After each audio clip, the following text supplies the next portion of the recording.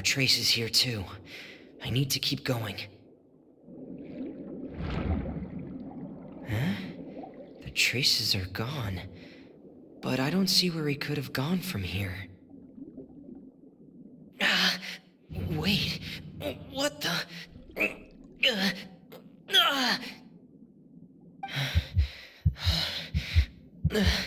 My heart is racing, and it's getting harder and harder to breathe. What's going on?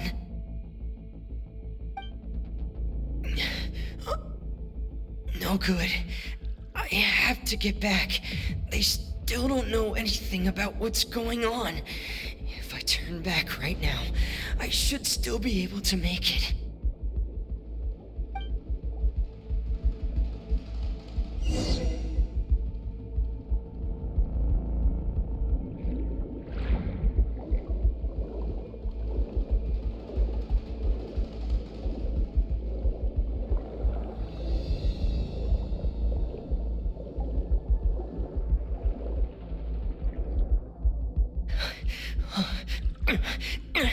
I can't die here.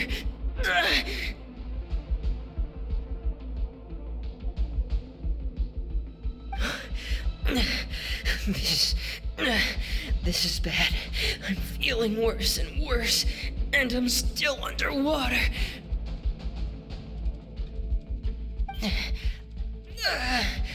I have to push on.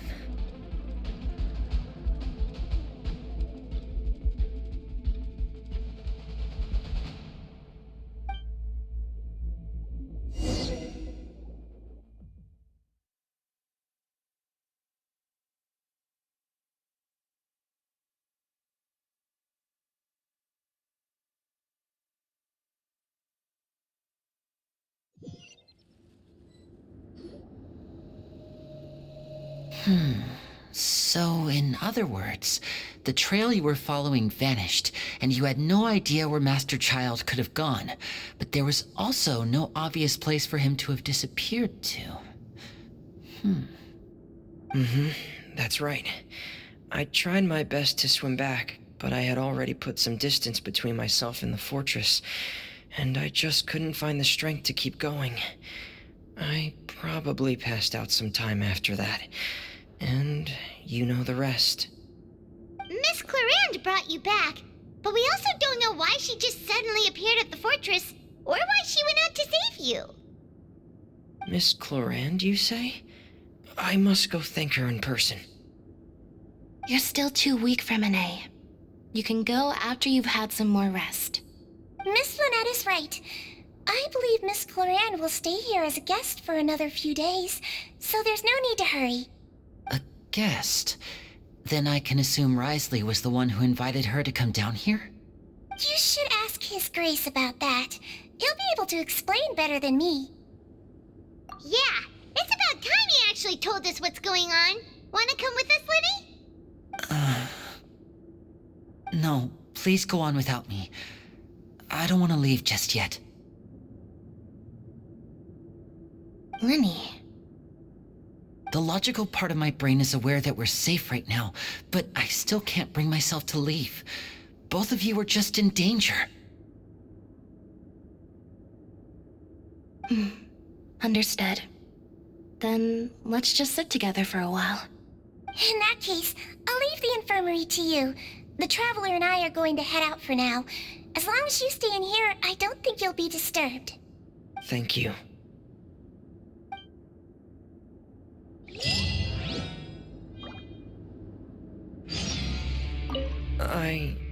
I'm so sorry, Lenny. I'm also really sorry, Lenny. I should have been more careful.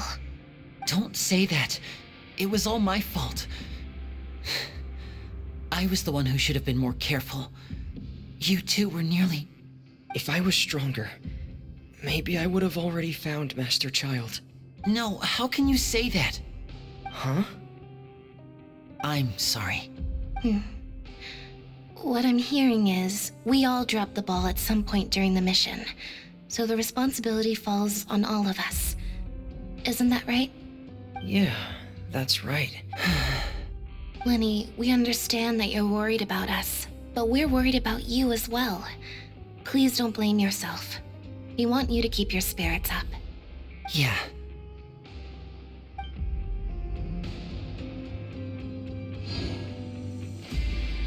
You...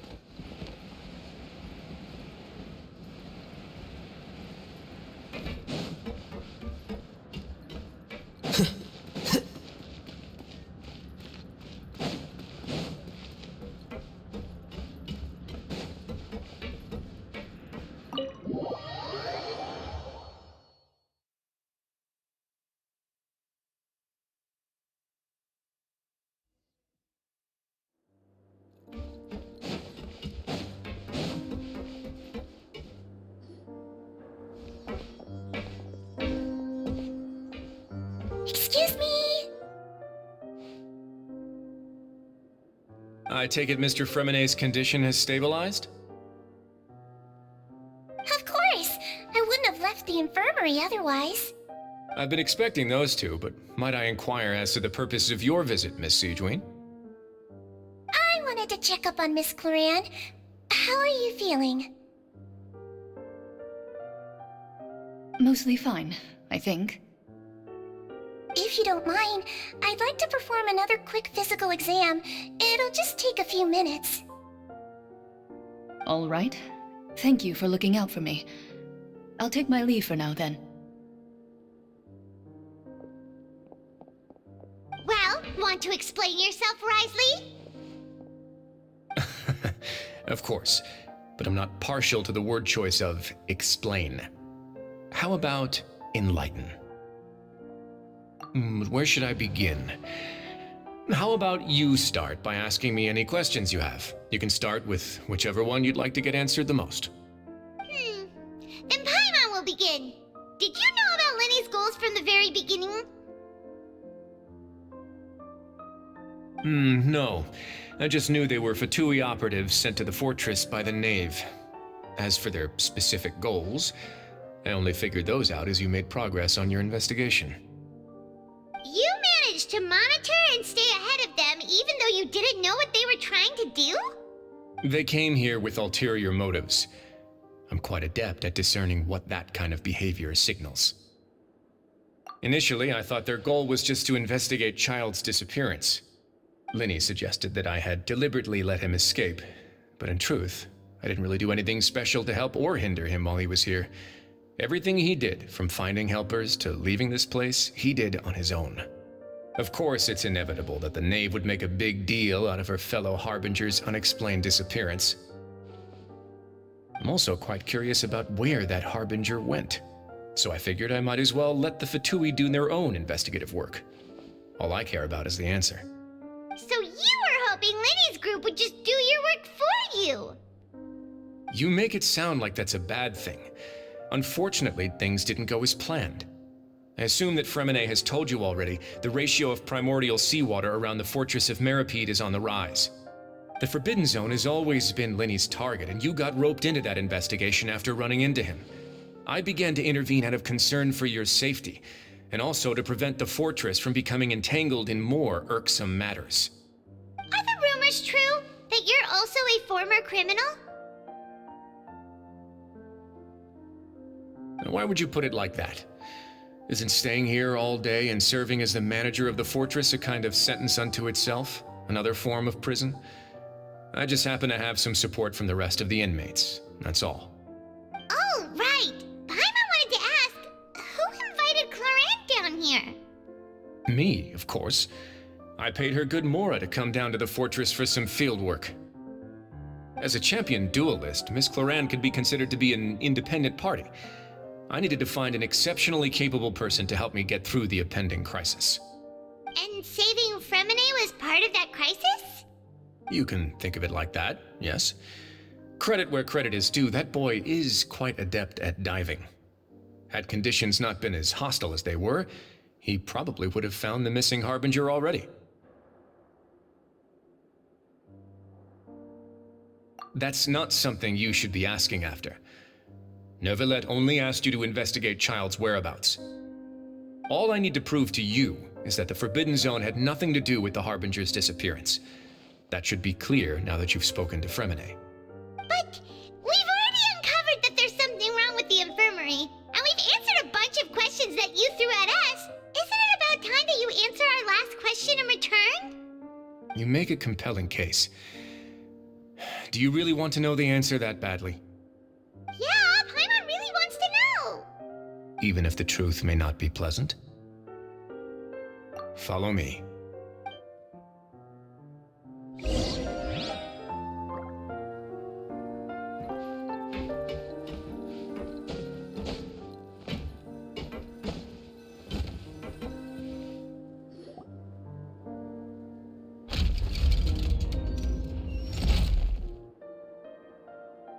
There's a hidden door here? And a whole basement behind it? Huh. You're pretty good at hiding stuff, Risley. It seems you've forgotten just what kind of place the Fortress of Meripede is.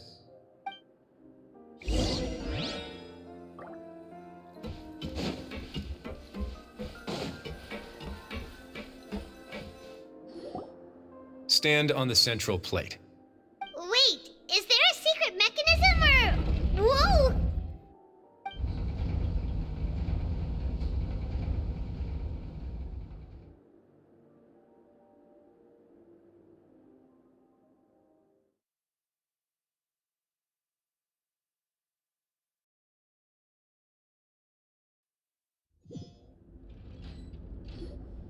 So, this is the Forbidden Zone?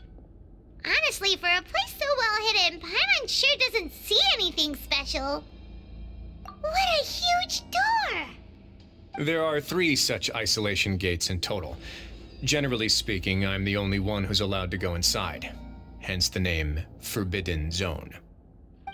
Am I correct to assume you're going to run on back and tell your little Fatui friends everything? Well, Paimon wasn't thinking of keeping anything from them. Well, I'd advise you wait until you've seen the whole truth of this place for yourself before deciding whether or not to tell them.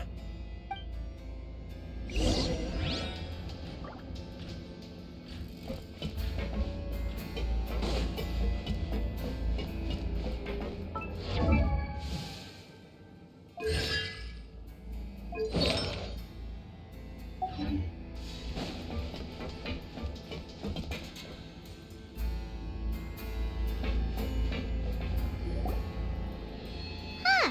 So there's a switch on the side. Stand back.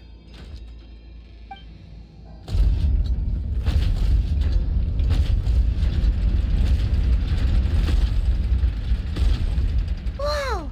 They all just went up one by one. Go on, have a look.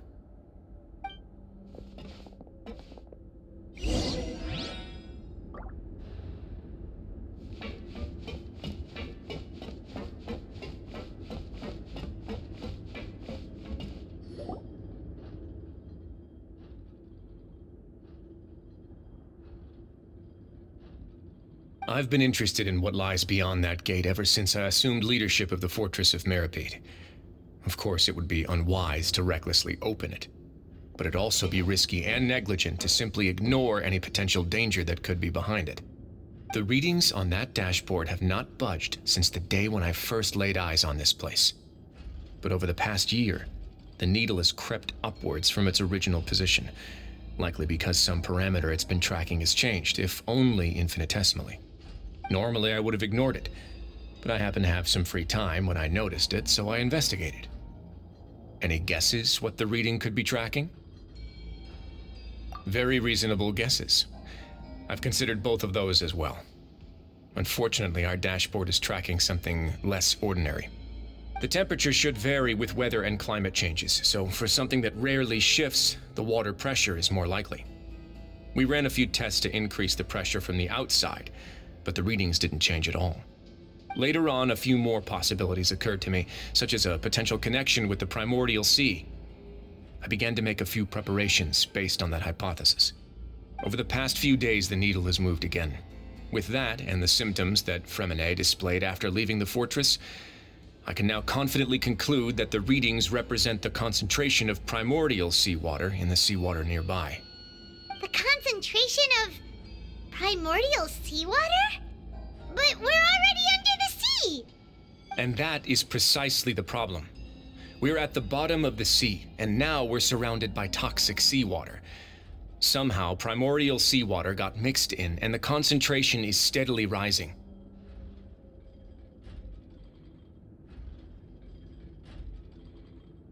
Yes, that's very likely. But forget about the two of us! Not even Novelette knows where the primordial sea could be, much less where we could find and plug a leak. Oh. Oh! Seems like you've figured it out. I believe the primordial sea lies directly beneath this sluice gate. For some reason, the primordial seawater levels have risen significantly, and it's now very close to us. The indicators are now red. Although the gate still stands, some primordial seawater has already leaked out and mixed into the sea around us. If this continues, soon it will no longer be able to hold back the primordial sea at all.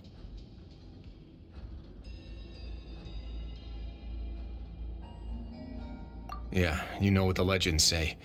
If this place falls, then everyone in Fontaine will be turned into puddles in the span of a night. But that's just too weird! Why would the Fortress of Meripede be built right above a sluice gate for the primordial sea? Who built this place anyway? Your expression tells me you think this might be part of a vast, complicated conspiracy. To be honest, you might find the actual answer may be exceedingly boring. It's just that the secret of the Forbidden Zone had been long forgotten by the nation before I rediscovered it with my research. There's no single founder of the Fortress of Meripede in any traditional sense. What we know about its history has been left to us by the people who used to live here. When the previous Hydro Archon, Egeria, ruled the land, all convicted criminals from Fontaine were exiled. The people drove the criminals away like a wolf pack chasing away the banished.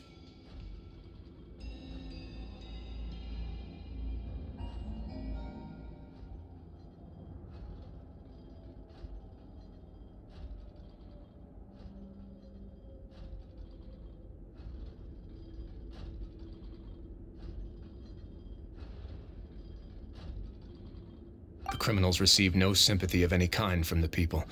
They were exiled to the desolate seaside, where they experienced only pain, struggle, and the bone-chilling cold. Some of them began to repent, and prayed to the Hydro Archon, asking if there was still anything they could do. The Hydro Archon took pity on them, and said, "You may go guard my secret, deep underneath the waves." And so, leaning on the power of the Hydro Archon, they gathered underneath the sea and began to build a fortress. They became a community down there in the deeps, and over the years helped it to grow. As the number of exiles increased, more and more people joined the community. When the first group of exiles died, they left the yet unfinished fortress to their successors. The Hydro Archon continued to lend her support, allowing the fortress and what it stood for to continue growing ever larger. Before long, this dark underwater fortress became the sinner's only home. And with that, the people here stopped referring to the fortress as a prison. They saw themselves as repenting sinners who would regain their freedom once they had sufficiently redeemed themselves. But as time went on, people also realized that the fortress was a lonely place. Once they had gotten used to life here, they could no longer feel comfortable living in the overworld. Once they had finished serving their sentences, some people left and some others chose to stay. They'd find some idle position and let their withered souls fade away with the ancient secrets of the past. After many, many centuries, Few people still remember the reason for the fortress's founding. Now they just see it as an integral pillar of Fontanian society, as the place where criminals deserve to be sent. Now and again, researchers manage to break one law or another and live out their days in the fortress. I learned all this from an elderly historian. Everyone else just thought he'd made it all up. But now you know every part of that history is true. Indeed. It's just as the prophecy says. If this gate fails, then everyone will be dissolved into the sea. To be frank, not really. But sadly, that hasn't stopped this prophecy from proving all too accurate. Prophecies are troublesome things. Just hearing one will create the first wave of panic. Seeing signs of it will bring about the second, and actually witnessing it in real time, the third. Let's go somewhere else. I want to show you something.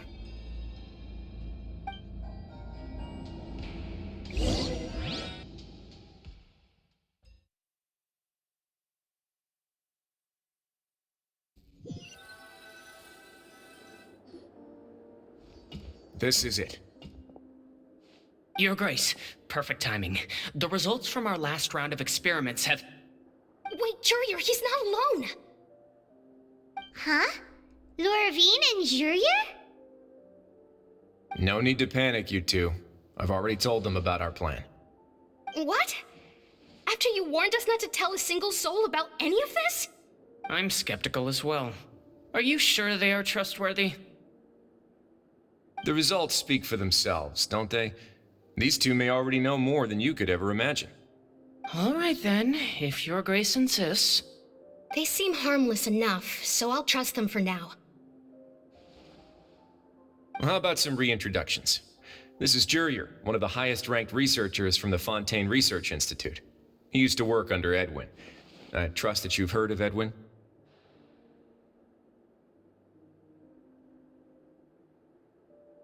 He's the one who blew the whole institute sky high.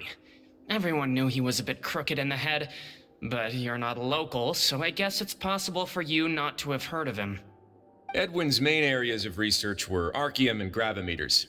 As his assistant, Jurier is quite familiar with them as well. I hired him to be my technical consultant. You want to blow up the fortress of Meripede? Ah, what a lovely idea. I'm already imagining it in my head. Gotta admit, I'm tempted as well. Guys, focus! Focus! That taskmaster over there is Miss Lorvine, and is also one of my technical consultants. While Jurier used to be Edwin's assistant, she used to be Jurier's assistant. Ooh, are they together? See, everyone keeps asking this question. Are you too sure you're not a couple and just using your work as a convenient cover? Your Grace, I am not in a relationship with this man. If I dated her, I'd officially be madder than Edwin. Jeez, forget I said anything then. Follow me. Whoa, there's another door that goes right up. Your constant amazement makes it seem like the fortress can do anything. But Paimon really thinks everything's super cool.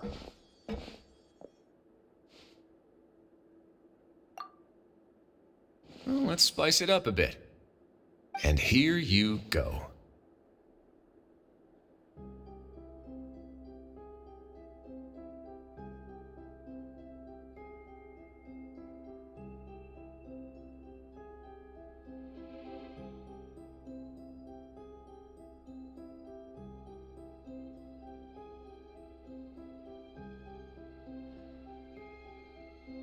What a huge ship? This is also a production zone that Paimon's never seen before. What's going on? How much do you know about Fontanian history? Not much at all. Well, then maybe you haven't heard the story of ancient Lemuria. To give you a quick rundown, Fontaine used to be ruled by the Lemurian dynasty. According to legend, The Lemurian king Remus came to this land after being inspired by divine revelation and found the seer Sibila, who had taken on the form of a golden bee. Taking the golden bee with him and riding on a huge ship, the Fortuna, he created his nation above the surging waves. He called his nation Lemuria and used the Fortuna to incessantly search for new tribes and islands, calling on them to join his empire. There's a ship in this story too? Where there's water, there'll be ships. People believe that hope can always be found at the end of a voyage. Do you believe that too? To a point, I think. As you've already seen, I have a whole factory's worth of labor, materials, and technology at my disposal. Certainly can't hurt to give it a try. So the moment I began to speculate that the primordial sea might lie underneath the gate, I also began this project. Were you inspired by the legendary Fortuna? Maybe. Fontanians need something to hold on to cope with the impending disaster.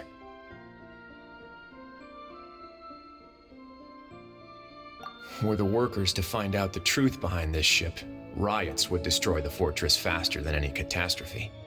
As the fortress's administrator, I'd never make such a reckless call. All right, that's enough talking for now. I'll need another 3 cups of tea to soothe my throat. Do you have any other questions? Seems like you're good. Come on, I'll take you back.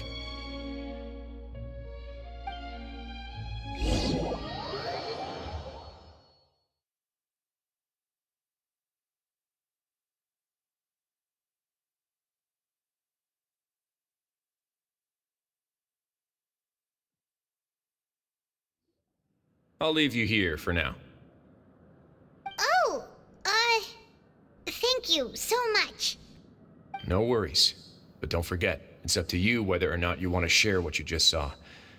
What you do from here on out will likely affect those 3 as well.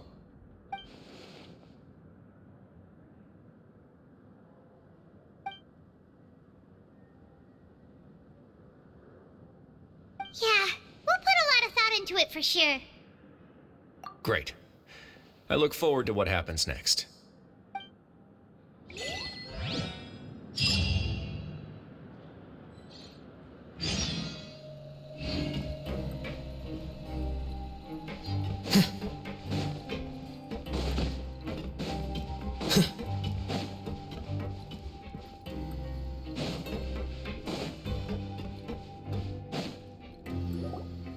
We're back!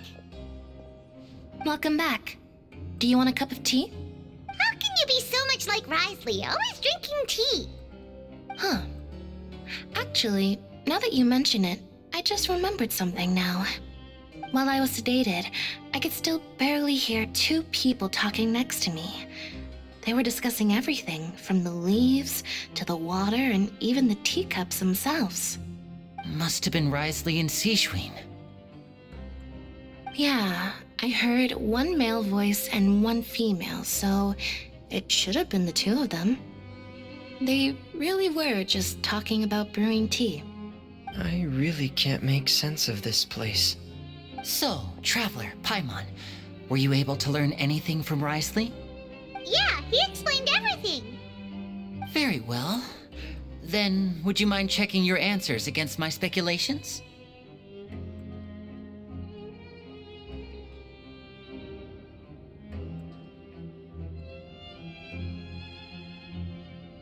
Yeah, I took the time to rest, so I'm feeling a lot more relaxed now. Nobody else is around, and Miss Sejuin is also busy with something or other, so let's just talk here. All right, then I'll posit my theories. I asked myself 3 questions. Firstly, why was Fremine affected by the primordial seawater? It was because he dove into the sea. My theory is, the long-lost primordial sea is probably very close to the fortress of Mirapede. Ooh, he's good. He got that right on the first try. That's our Lenny. Secondly, Risley's attitude changed dramatically during the course of our stay here. He ignored us completely at first, then suddenly roadblocked us. Why? I spent quite a long time thinking about this. If he has been monitoring the Fatui since the very beginning, he probably ignored us at first because he was hoping we could find Master Child for him. What's more, the Fortress of Meripede is not part of Fontaine's court system, nor does it report to Udex Nervulet. Wriothesley is basically the king of a no-man's land. As long as the fortress doesn't do anything about Master Child's disappearance, Father can use it to pressure the Fontaine authorities. And while the two factions are pitted against each other, Wriothesley will be free to move between the parties of interest. If I had to guess, he probably has something that he's working on himself. It's likely related to the secret of the infirmary, but I just can't think of what it could be. You're super smart! Thanks so much. Then finally, there's the last question. If Wriothesley does have a plan, what could it be? All I know for now is that his plan probably has something to do with the changing nature of the seawater. He's even gotten Cloran to help him out. That can't be the full extent of what he's doing. There's probably a secret passageway behind the block in the infirmary, and there's something big in the fortress that most people here never get to see. He has a bargaining chip, and it could be important enough for Father to deal with him directly. I don't have enough information, so I have no idea what his chip might be. But let me guess. You have the last piece of the puzzle.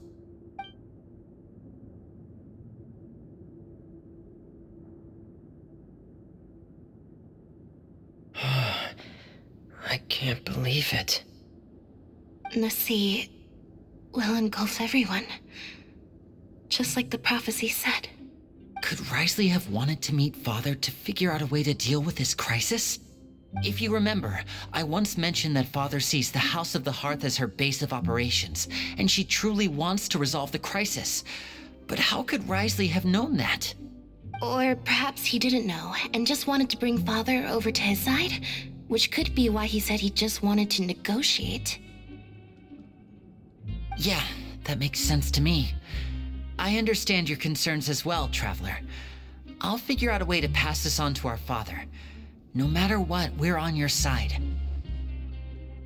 The two of you have already aided us far too much. We probably wouldn't be standing here right now if not for you. If you ever need anything else going forward, please come to the House of the Hearth at any time.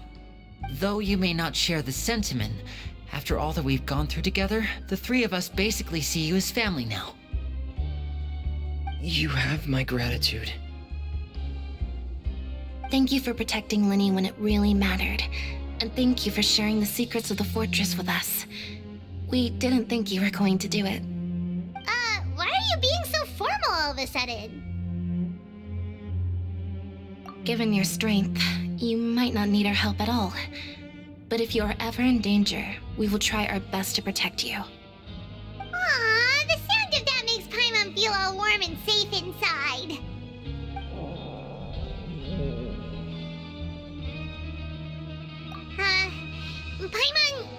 Paimon's hungry. Oh, you've done so much already. Go get some food. Alright, then we'll catch you guys another time.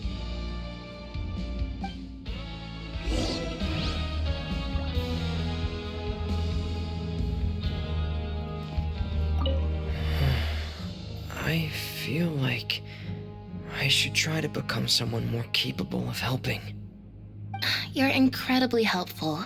Lenny thinks so too. Yeah, you two are always telling me not to push myself, but aren't you just like that as well?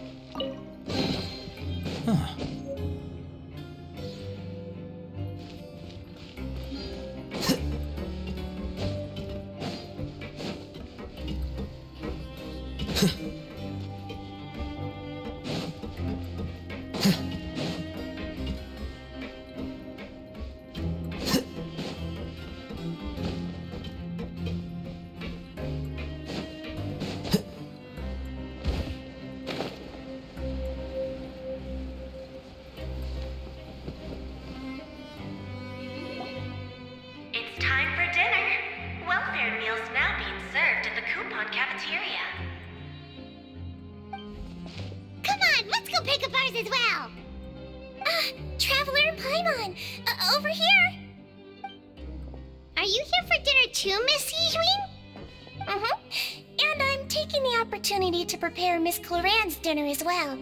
Huh. You're right. She's actually sitting in the fortress cafeteria. What would you like to eat? Yep, you can. I've already talked to our chef, Mr. Wolsey. It's all on me today, so you can get whatever you'd like.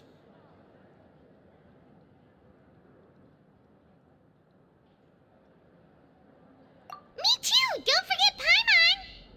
No problem. Just leave it to me.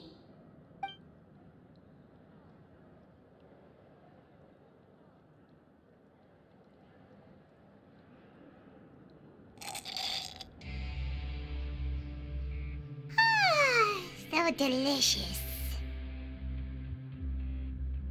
Is this how it feels to be freeloaders? Wait a second, we did do plenty of work after all. Feeling full yet? How's the food? Delicious! I'm so glad to see you all so happy. Oh, see, the expression on your face just now? The muscle here just moved, which suggests that you're feeling quite relaxed at the moment. Sijwin, do you do this to help your patients or to better understand human beings? A bit of both, I suppose. I'm a Melazine, which means I'm very different from human beings. I must know what you're thinking if I want to take good care of you.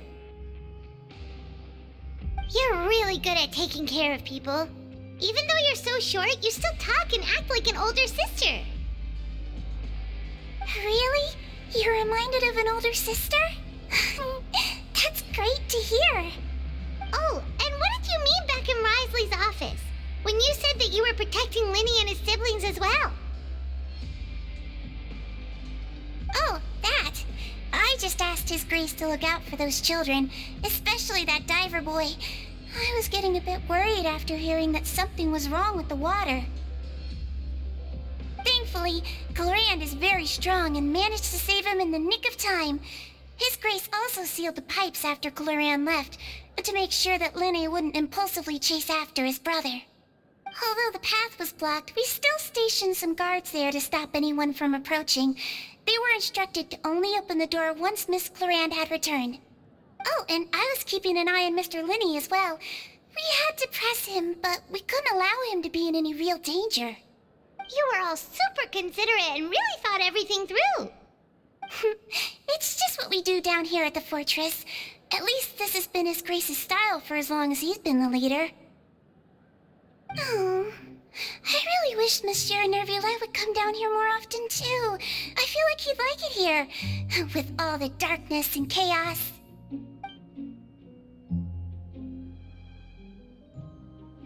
Get a good night's rest, you two. You both worked very hard.